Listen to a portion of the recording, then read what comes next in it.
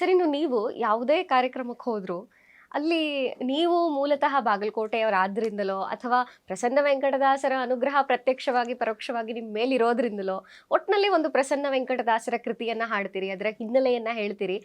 ನಾನು ಅಬ್ಸರ್ವ್ ಮಾಡಿದ ಹಾಗೆ ನಿಮ್ಮ ಕಾನ್ಸರ್ಟ್ಗಳಲ್ಲಿ ಜನ ಹಾಡು ಕೇಳೋದ್ರ ಜೊತೆಗೆ ಆ ಕಥೆಗಳನ್ನು ಆ ಹಿನ್ನೆಲೆಗಳನ್ನು ಕೇಳಲಿಕ್ಕೆ ಬರುವಂಥ ಒಂದು ಅಭಿಮಾನಿಗಳ ಸಂಖ್ಯೆ, ಭಕ್ತರ ಸಂಖ್ಯೆಯು ಜಾಸ್ತಿ ಅದ. ಮತ್ತು ನಿಮ್ಮದೇ ಒಂದು ಟ್ಯಾಗ್ಲೈನು ನಿಮ್ಮ ಬಾಯಿಂದನೇ ಹೇಳಬೇಕು. ನೀವು ಇಡೀ ಕಾರ್ಯಕ್ರಮದ ಆರಂಭದಲ್ಲಿ ಒಂದು ಸಾಲನ್ನ ಹೇಳ್ತೀರಿ ಎಲ್ಲರ ಮುಂದೆ. ಆ ಸಾಲ ನೀವೇ ಹೇಳಿ ಸರ್. ಅಂದರೆ ದಾಸರು ಬಾಗಲಕೋಟೆ ಹರಿಕಥಾಂಬ ಇದು ಪ್ರಸನ್ನ ವೆಂಕಟದಾಸರು ಮಹಾನುಭಾವರು.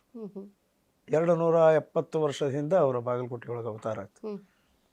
ಅವ್ರ ಜೀವನ ಚರಿತ್ರೆ ಕೇಳಿದರೆ ನಿಜವಲ್ಲೂ ಕಣ್ಣಲ್ಲಿ ನೀರು ಬರ್ತದೆ. ತಿಳುವಳಿಕೆ ಬರೋಕ್ಕಿಂತ ಮೊದಲೇ ತಂದೆ ತಾಯಿನ ಕಳ್ಕೊಂಡ್ರು, ಅನಾಥರಾಗಿ ಅಣ್ಣ ಅತ್ತಿಗೆ ಆಶ್ರಯದ್ರು, ಬೆಳೆದ್ರು. ಅಣ್ಣ ಒಳ್ಳೆಯವನಾಗಿದ್ದ, ಅತ್ತಿಗೆ ಭಾಳ ದುಷ್ಟಿದ್ಲು, ಮೈ ಮುರಿದು ದುಡಿಸಿದ್ಲು, ಮೈ ತುಂಬ ಬಟ್ಟೆ ಇರಲಿಲ್ಲ ಹಾಕೊಳ್ಳೋಕ್ಕೆ, ಹೊಟ್ಟೆ ತುಂಬ ಅನ್ನ ಹಾಕ್ತಿರ್ಲಿಲ್ಲ. ಹಾಗೂ ಹಿಂಗೂ ಮಾಡಿ ಏನು ಮಾಡೋದು, ಹೊಟ್ಟೆಗೋಸ್ಕರವಾಗಿ ಅಲ್ಲಿದ್ದರು. ದನಗಳನ್ನು ಮೇಯಿಸ್ಕೊಂಡು ಬರೋರು. ದನಗಳನ್ನು ಘಟಪ್ರಭಾ ನದಿ ದಂಡಿಗೆ ಮೇಯ್ಲಿಕ್ಕೆ ಬಿಟ್ಟು ಅಲ್ಲಿ ಒಂದು ರಾಮದೇವರ ದೇವಸ್ಥಾನದೊಳಗೆ ಭಾವ ಬೈರಾಗಳು ಭಜನೆ ಮಾಡ್ತಾಯಿದ್ರು. ಅದನ್ನು ಕೇಳ್ಕೋತ ಅಲ್ಲಿ ಕೂತು ಬಿಡೋರು. ಆ ಭಜನಿ ಪ್ರಭಾವ, ಭಕ್ತಿ ಅನ್ನೋದೇನು, ಭಗವಂತನಲ್ಲಿ ಭಕ್ತಿ ಅವರು ರಕ್ತಗತವಾಗಿಬಿಟ್ಟು ಒಂದು ದಿವಸ ಭಾರಿ ಒಂದು ಘಟನೆ ನಡೀತು. ಏನು ಅಂತಂದರೆ ಮಧ್ಯಾಹ್ನ 12 ಗಂಟೆಗೆ ಅವ್ರ ಅತ್ತಿ ದನಗಳನ್ನು ಮೇಯ್ಸೊಂಬ ಹೋಗಂತ ಹೇಳ್ತಾರೆ. ಬಿಸಿಲು ಭಾಳ ಅದ, ತಂಪತ್ತು, ನಾಳೆ ಮುಂಜಾನೆ ಹೋಗ್ತೀನಿ ಅಂತ ಕೇಳಂಗಿಲ್ಲ. ಆಕೆ ಹೊಡೆಲಿಗೆ ಬಂದವ್ರಿಗೆ ಅಂತ ಮಾಡ್ತಾರೆ, ಭಯದಿಂದ ಬೊಗಳ್ತಾರೆ. ಆಯಿತು ಹೋಗ್ತಾನೆ ಅಂತಂದಾಗ ಬುತ್ತಿ ಮಾಡಿಕೊಡ್ತಾಳೆ. ಜೋರು ಹಿಡಿದ್ರು ಮುರಿಲಾರಂತ ಭಕ್ರಿ ಒಂದು 8 ದಿವಸ ಮಾಡಿ ಇಟ್ಟಿದ್ದು, ಅದರ ಚಟ್ನಿ ಪುಡಿ ಹಾಕಿ ತೊಗೊಂಡು ಹೋಗಂತ. ಇಲ್ಲ ಇದು ಹಲ್ಲಿಗೆ ಬರೋದಿಲ್ಲ, ಭಾಳ ಬಿರ್ಸವ, ಅದಕ್ಕೆ ನಾವು ಸ್ವಲ್ಪ ಮಜ್ಜಿಗಿದ್ರೆ ಕೊಡ್ರಿ ಅಂತ. ಮನುಷ್ಯನ ಜೀವನದೊಳಗೆ ಟರ್ನಿಂಗ್ ಪಾಯಿಂಟ್ ಅಂತ ಬರ್ತಾವೆ, ತಿರುವುಗಳು, ಜೀವನದ ತಿರುವುಗಳು. ಆ ತಿರುವು ಬಂದ ದಿವಸ ಮಜ್ಜಿಗೆ ಕೇಳಿದಾಗ ಅವರು ಹೆಂಗೆ ಬೇಕಾದಂಗೆ ಮಾತಾಡ್ತಾರೆ. ಆ ಮೊದಲಿಗೆ ಮಾತುಗಳನ್ನು ಕೇಳಿದವರು ಭಾಳ ಬೇಸರ ಬರ್ತಾರೆ. ನಾನು ಮನೆ ಬಿಟ್ಟು ಹೋಗ್ತೀನಿ ಹೋಗಂತಾರೆ. ಹಸಿವಾದ ನೀನೇ ಬರ್ತೀವಿ ಹೋಗಂತ ಹೊರಗೆ ದಪ್ತಾಳೆ. ಅವ್ರು ಭಾವ ಬೈರಾಗಿಗಳ ಹತ್ರ ಬಂದು ಅವರೆಲ್ಲರೂ ಕೂಡ ತಿರುಪತಿಗೆ ಹೋಗಿರ್ತಾರೆ. ಅವ್ರ ಜೋಡಿ ಅವ್ರಿಗೆ ರಿಕ್ವೆಸ್ಟ್ ಮಾಡ್ಕೊಂಡು ಇದನ್ನು ಮಾಡ್ಕೊಂಡು ಅವ್ರ ಜೋಡಿ ನಡ್ಕೋತ ತಿರುಪತಿ ಕ್ಷೇತ್ರ ಮುಟ್ಟಿದಾಗ ಅವ್ರ ಮೈಯೊಳಗೆ ಎಲಬು ತಗೊಳ್ಳಿ 2 ಉಳಿದಿರ್ತಾರೆ. ಅಂದ್ರೆ ಹೆಜ್ಜೆ ಇಡ್ಲಿಕ್ಕೆ ಬರಲ್ಲ, ಅಷ್ಟು ಅಶಕ್ತನ ಬಂದುಬಿಟ್ಟಿರ್ತದೆ. ಸರಿ, ಇವ್ರ ಜೋಡಿ ಇದ್ದವ್ರ ಮೇಲೆ ಹತ್ತಿ ಹೋಗ್ಬಿಡ್ತಾರೆ.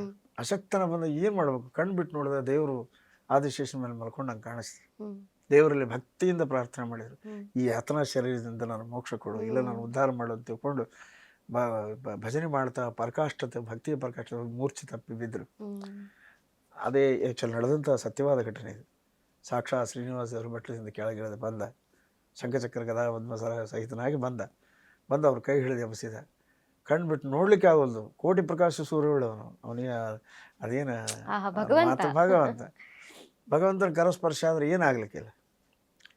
ಮೈಯೊಳಗೆ ಇಲ್ಲದ ಚೇತನ ಬಂತು. ನೋಡಿದ್ರು ಭಕ್ತಿಯಿಂದ ಕಣ್ಣೊಳಗೆ ನೀರು ಬಂದಿತ್ತು. ಅವನು ನೋಡಿದ್ರು, ಕಣಗಳಲ್ಲಿ ಅವನು ನೋಡಿದರು. ಅವಾಗ ತಪ್ಪು ನೋಡದೆ ಬಂದೆಯ ಅಪ್ಪ ತಿರುವೆಂಗಳೇಶನೇ ಅಂತ ಹಾಡಿದರು. ಅವಾಗ ದೇವರು ತನ್ನ ಬಂಗಾರ ಪದಕದಿಂದ ಅವ್ರ ನಾಲಿಗೆ ಮೇಲೆ ಪ್ರಸನ್ನ ವೆಂಕಟ ಅಂತ ಬರೋದು ನೀನು ಸಾಮಾನ್ಯನಲ್ಲ ಅಂತ ತಿಳ್ಕೊಂಡು ಭಕ್ತಿ ಪ್ರಪಂಚಕ್ಕೆ ನೀನು ದೊಡ್ಡ ಧ್ರುವತಾರ ಇದ್ದಂಗೆ ಅಂತ ಹೇಳಿ ಅವನ ಹಿಡಿದ ಪ್ರಸನ್ನ ವೆಂಕಟದ ದೇವರಿಂದ ನೇರವಾಗಿ ಸಂಕೇತ ತಗೊಂಡಂಥ ಮಹಾನುಭಾವರು ಪ್ರಸನ್ನ ವೆಂಕಟ ವಿಠಲ ಅಂತ ತಿಳ್ಕೊಂಡು ಮುದ್ರಿಕೆ ಇಟ್ಕೊಂಡು ಹಾಡುಗಳನ್ನು, ಸಹಸ್ರಾರು ಹಾಡುಗಳನ್ನು ಮಾಡಿದರು. ನಾರದರು ಕೊರವಂಜಿ ವೇಷ ಧರಿಸಿದ್ದು, ಅಲ್ಲಿ ವಿಶೇಷವಾದ ಕೃತಿಗಳು ನಾರಾಯಣ ಪಂಜರ, ಆಮೇಲೆ ಸಮಸ್ತ ನಾಮಗಳ ಷಟ್ಚರಣ ಪದ್ಯಮಾಲ ಅಂತ ಸಂಪೂರ್ಣವಾಗಿ ಅದು ವಿಷ್ಣು ಸಹಸ್ರನಾಮನೆ, ಅದರ ರೂಪಾಂತರ ಮಾಡಿದ್ದು.